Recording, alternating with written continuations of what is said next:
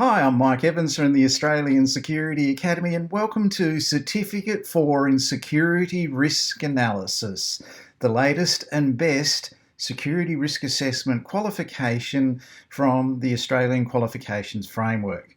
I'm going to give you a brief overview of how to scroll through this and how to work through the program.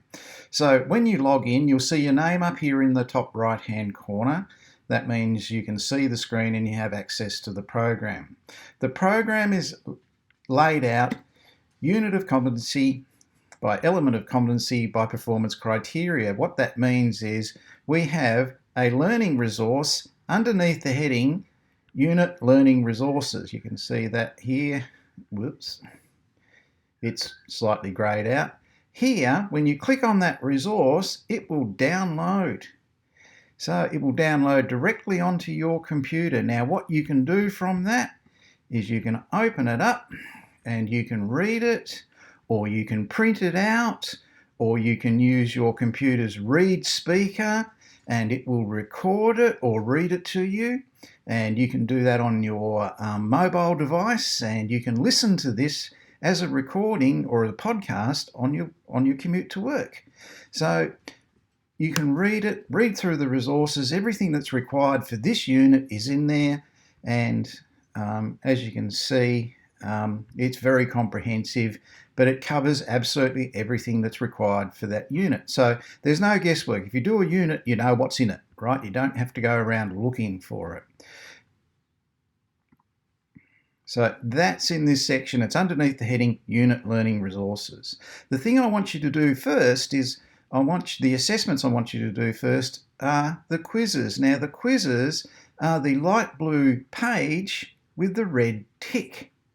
Now there's a quiz in each unit. Every unit has a quiz. So all the units are there. They've got numbers on them. 1, 2, 3, 4, 5. You have to do 12.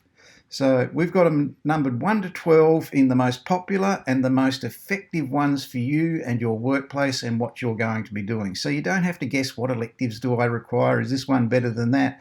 This is what the professional security risk management organisations are using. They're numbered 1 to 12 here. So what I want you to do is I want you to read the resources, or print them out and read them, or read them on your screen, and then I want you to do the quiz in each unit. So to do the quiz, simply click on the quiz, and it says attempt quiz now, and it gives you a series of questions. So you can see here there's a multiple choice question as number 1. You select your answer, whatever you think. If you don't like it, you can clear it. Number 2, again, there's a multiple choice question. You select your answers. If you don't like it, you clear it and you select it. So you go through and you do that. And this quiz has 28 questions in it. You answer all 28 questions.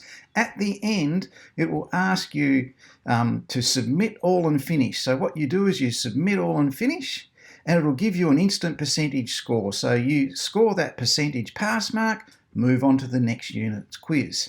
Okay, read the materials in the next unit and do the quiz. We find the best way to get an overview of security risk analysis is for all the students to do the quizzes first. So do the quizzes first, go with the flow on that, okay? Do those quizzes, you'll get confidence. You'll really get confident quickly. Your first quiz, you're learning a new system, you're answering 28 questions. It's going to take you 35 minutes to do. The next quiz, you're a little bit more used to it. It'll take you 20 minutes to do. Then by the time you get to your 5th and 6th quiz, they're only going to take you 10, maybe 12 minutes to do, and I guarantee the last one will take you less than 10 minutes to do. You just got to get used to how they work. So do the quizzes first. All the units do the quizzes first. Don't send any other assessments to me. While you're doing those quizzes, I'm looking at your resume and your qualifications so I can look at your RPL. So by the time you finish the quizzes, I can tell you what you're going to get RPL for and what assessments you have to do and don't have to do. Okay, so the quizzes are the first assessment. They're in every unit. It's got that red tick on it. You can't miss it. So do those quizzes. Then once you've completed the quizzes, let me know. I have over 870 students studying across 22 different qualifications. I'm notified when every quiz is completed, but I can't keep a record of every single one or look up every single one. It's too time consuming. When you've done your 12 quizzes, let me know. Say, look, Mike, I've finished, here's an email, I've finished the quizzes, what do I do next? You've got my RPL. Then I will tell you what units you have to study next. Now, after you've done the quizzes and you've done that, and I say, okay, you've got to do assess and advise on client security needs. That's one of them, and there's another 6 or 7, whatever, okay? Then you do the other assessments. So it says, I better turn this off, it's confusing.